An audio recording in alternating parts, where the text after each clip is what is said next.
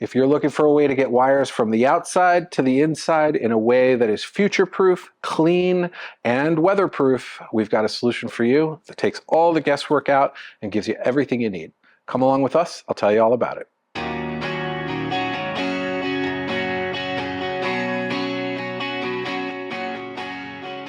So about 3 years ago, I started doing a couple blog posts with a product called Icotech. And Icotech is a German company that developed these really nifty split grommets that allow you to bring cables from the outside in with big terminated ends already on them. And it's fully modular and fully customizable. And if you're anything like me and you maybe are switching out kit, or you're upgrading, or you're thinking about going with Starlink, or maybe you're going with cellular, you kind of want to build a roof cable entry system once and not really think about it ever again. It also puts value into your RV by creating something that's future-proof, weatherproof, and if you want to take your stuff with you and go, you can leave this box, just add blank inserts in there, and the next buyer has a way to get cables down that's really, really easy.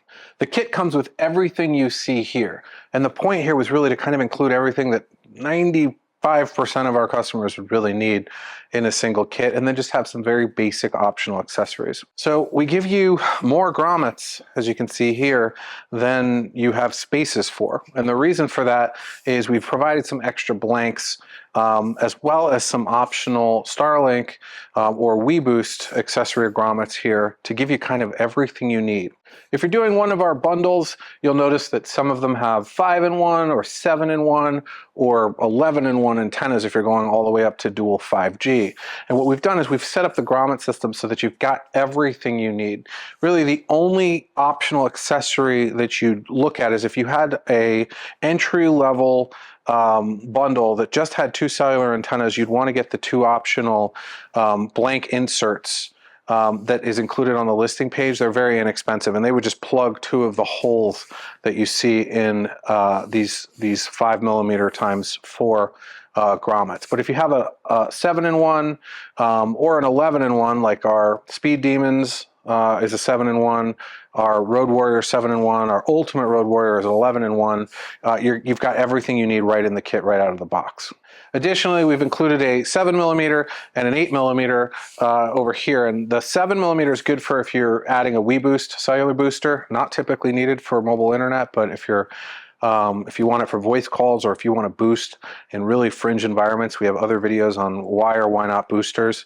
That's included. That'll also work with the Starlink, all the Starlink current models. So the Starlink Gen 3 V4 dish will go with this lower grommet, and if you have the Starlink high performance dish, it would use this grommet up here. So again, you've got everything you need included. Going over what's included in the kit real quick, you've got your weatherproof enclosure here that's got the pre-installed 6-in-1 Icotech here with the pre-installed with the neoprene gasket and all stainless steel hardware. You've got the collar here. It's like a 3.5-inch collar. It's designed on purpose to not peek through the bottom into your internal space, because there is an optional kit that can cover the hole on the inside and give you a nylon brushed finish that really just finishes out the install really well. So we left the factory one short enough where it shouldn't protrude past your roof line in most installations. In terms of what else you see here, you've got 4 blank grommets. You have 2 5mm times 4 grommets. That's for cellular and Wi-Fi wires. You have 1 2mm here, which is for the GPS antenna, and then you have 1 7mm at the bottom here actually, and 1 8mm here. The 7mm is for your WeBoost cellular boosters, as well as for your Starlink Gen 3 V4 dishes, the kind of current dishes as the time of this filming. And then you've got an 8mm, which is for the Starlink high performance fixed mount dish, if that's an option. Additionally, we've included 2 just custom basic cable glands here. If there's something that you wanted to add that maybe doesn't fit these and you didn't want to buy the specific gland, you've got these as available, and those will just twist and tighten right around any cable that you have. Not as useful in terms of you can't run wires through these that are pre-terminated as easily, but it's there and it's available for a custom installation. So you get 2 of those, and then you get your mounting screws. Pretty much the only thing that's not a stainless screw is these mounting screws.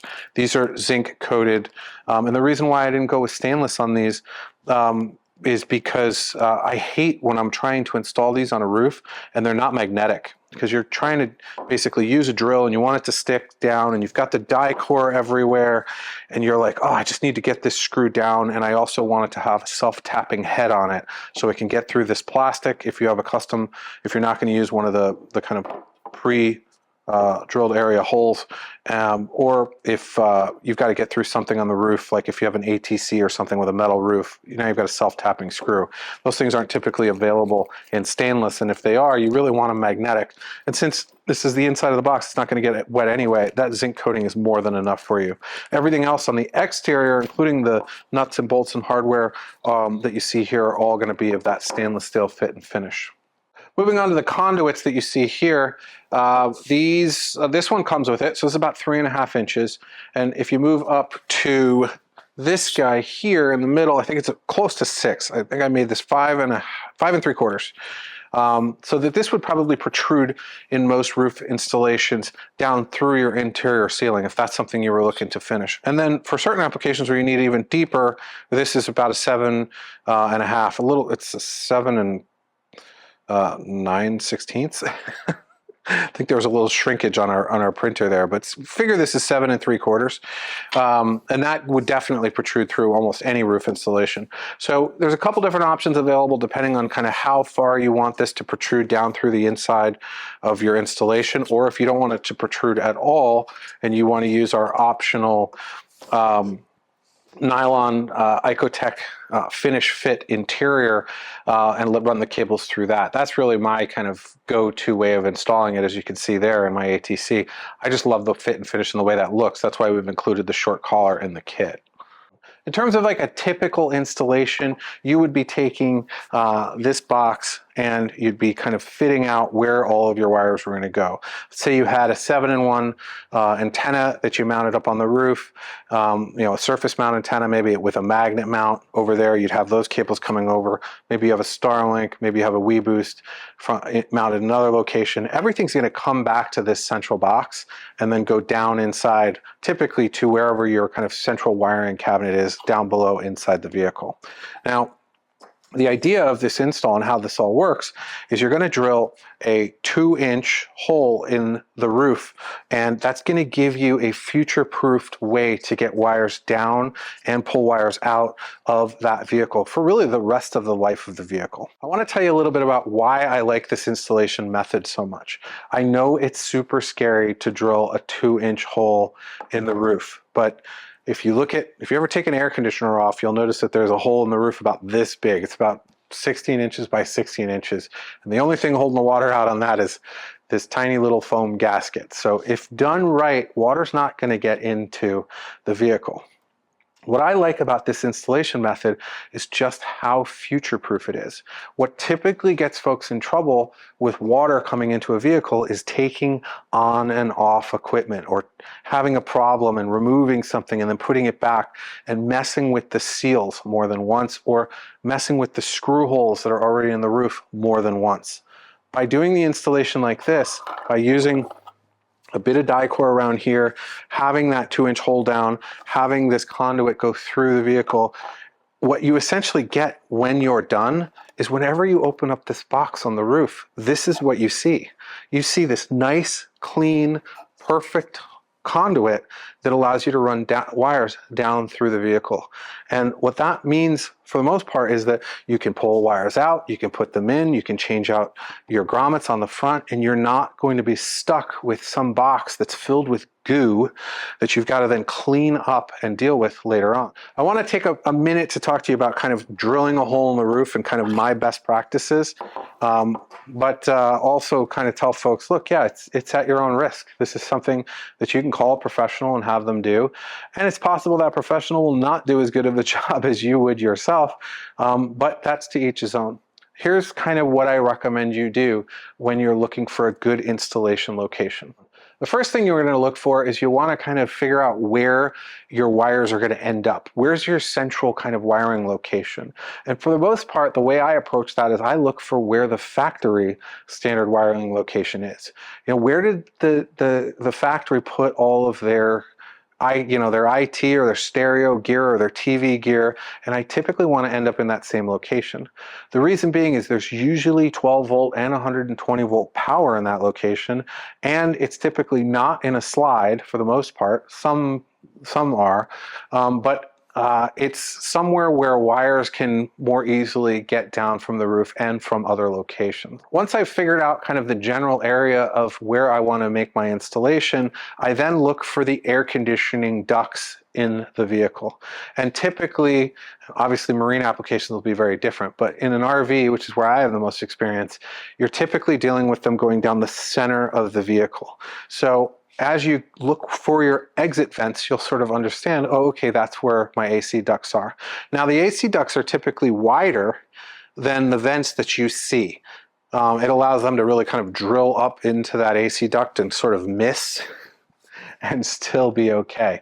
So, you know, just be mindful of that. A lot of times you can actually take off one of your AC covers and just feel around in there, and you can actually feel where the edges are, and that'll give you an idea. If you do hit an air conditioning duct, it's not the end of the world, although I would not recommend you continue drilling through it. I would probably fill that hole with spray foam and then put some Eternabond or something else on the roof. So that would be a worst case scenario. You want to just kind of plan. It's the measure twice, cut once mentality.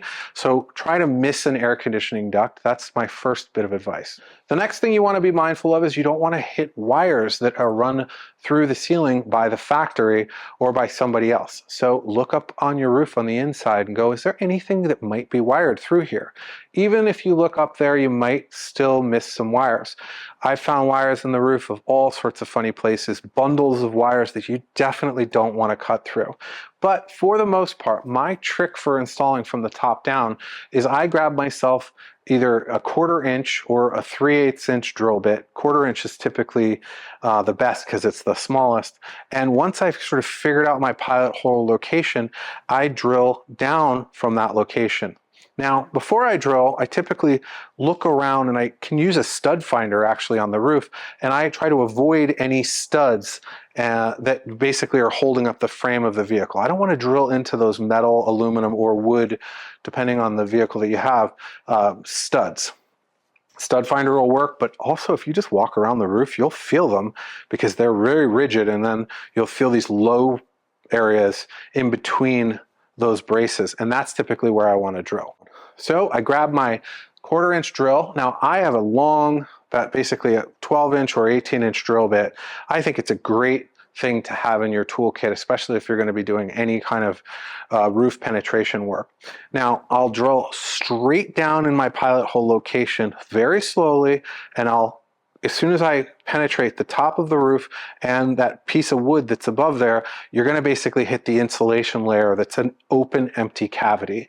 If you hit metal, then you've probably hit a stud, or if you hit metal, you might have hit an air conditioning duct. So by going slow with a nice little 1/4 inch bit, you can determine that you've hit an empty cavity or pocket. Once I've determined that it's empty, I push the drill through. I don't drill through, I just push it through until I hit the next layer of material, which is typically the sealing inside of the vehicle. Once I hit that, I then drill through that as well. I go inside and I check where I've landed, and in most cases I've landed exactly where I want to be because I've measured multiple times, and I go, okay, cool, now I know where I need to be. I then take my 2-inch hole saw and I drill down using that center hole from my little 1/4 inch to hold my hole saw exactly where I want to be. And I drill down from there, taking special care to only go through the top layer of the roof. Once I pop through the top layer of the roof, I pull the drill back, and that exposes the insulation, and it allows me to look for cables and other wires inside of the roof to make sure that I'm not going to drill through a bundle of wires.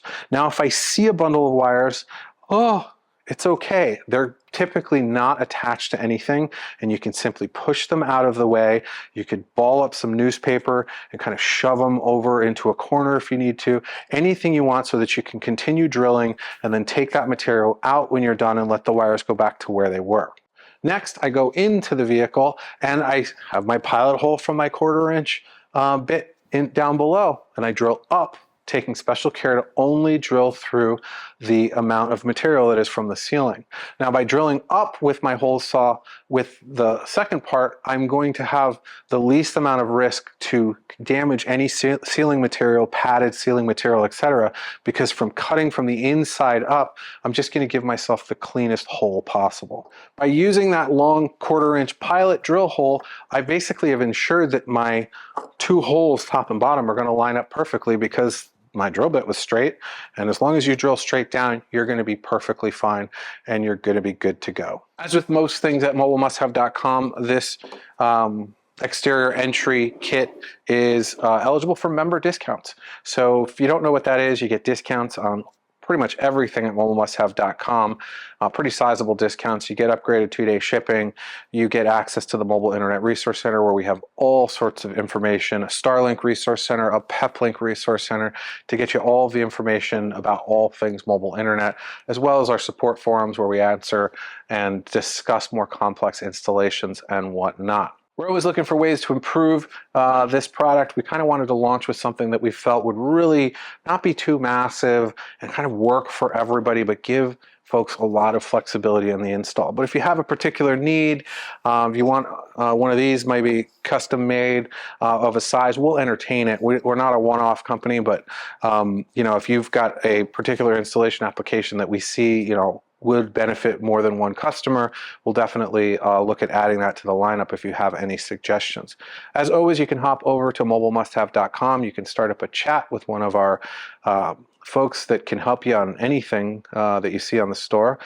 Chat's in the bottom right-hand corner. You can also schedule a consultation at talk.mobilemust-have.com, where you schedule a mutually agreed time with one of our experts to talk about all things available at mobilemust-have.com. You can always email us at info@mobilemust-have.com, and as always, you could just give us a call, and you might wait on hold a little bit, but our phone number is right there at the top of our webpage if that's the way you want to get in touch with us. Plenty of ways to choose from. Thank you guys so much for watching, and we'll see you on the road.